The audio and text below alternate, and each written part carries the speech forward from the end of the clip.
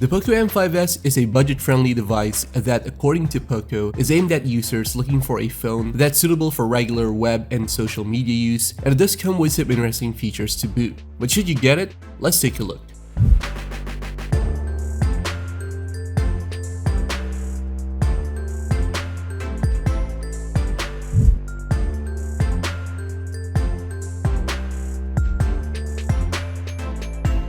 Now, the low price of the M5s does mean that there will be some compromises when it comes to hardware, which we'll talk about today. Now, this phone was sent over by Xiaomi, but as a disclaimer, I did not receive any financial compensation or sponsorship for this video, and I just want to share my thoughts on the POCO M5s. With that out of the way, let's get to the video.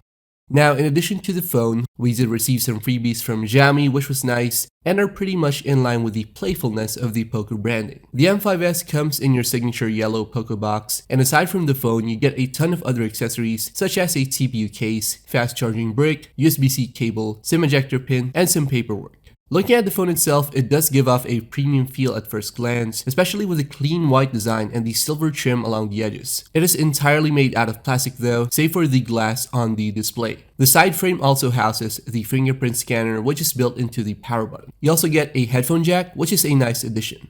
On one hand, the plastic build does make it fairly lightweight and easy to handle. There's also IP53 certification, which adds a tiny bit of splash resistance that's always welcome. The POCO M5s comes with a 6.4-inch AMOLED display with a 1080 by 2400 resolution and a hole punch cutout for the camera. Unfortunately, there's no 90Hz or 120Hz refresh rate on the device, unlike on the POCO M5, but you do get better color vibrance and contrast thanks to the AMOLED panel, as well as an always-on display.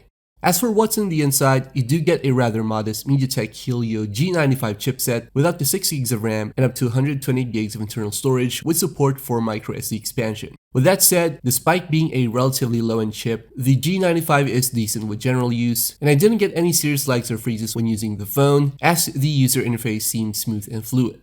Now, it does come with MIUI, Xiaomi's take on how Android should look and feel, and if you're after a stock Android experience, then you might want to look for something else. Xiaomi and POCO fans, on the other hand, will feel right at home with the software features available on MIUI. One feature that you won't be getting though is 5G, which is unfortunately a limitation brought about by the budget chipset. Gaming on the M5s is mostly on par with most other budget handsets, but don't expect super seamless gameplay, as the phone might have a bit of trouble running graphics-heavy games, so I suggest keeping some reservations as far as performance goes. There's also a 5000 mAh battery inside, with support for 33-watt fast charging, which should come in handy if you need a quick battery boost in tight situations. In terms of cameras, the POCO M5s comes with a 64-megapixel main sensor, 8-megapixel ultra-wide, 2-megapixel depth, 2-megapixel macro, and a 5-megapixel front camera. I'll cut to the chase and say that while this isn't a smartphone with groundbreaking camera performance, the phone was nevertheless able to take some good-looking shots in the right conditions, and for social media posts, this should do the trick. There's support for several MIUI camera features, and you can even record video of up to 4K resolution at 30 frames per second. For a price of around 209 euros or 207 bucks for the basic 4GB and 64GB model, the POCO M5s comes with some good hardware like a large battery, AMOLED display, 4K video recording, and generally good performance. Of course, factors like the low refresh rate and the lack of 5G should be taken into consideration, but there's little doubt that the M5s will appeal to a certain audience out there who are looking for a budget-friendly handset with a reasonably attractive design and build.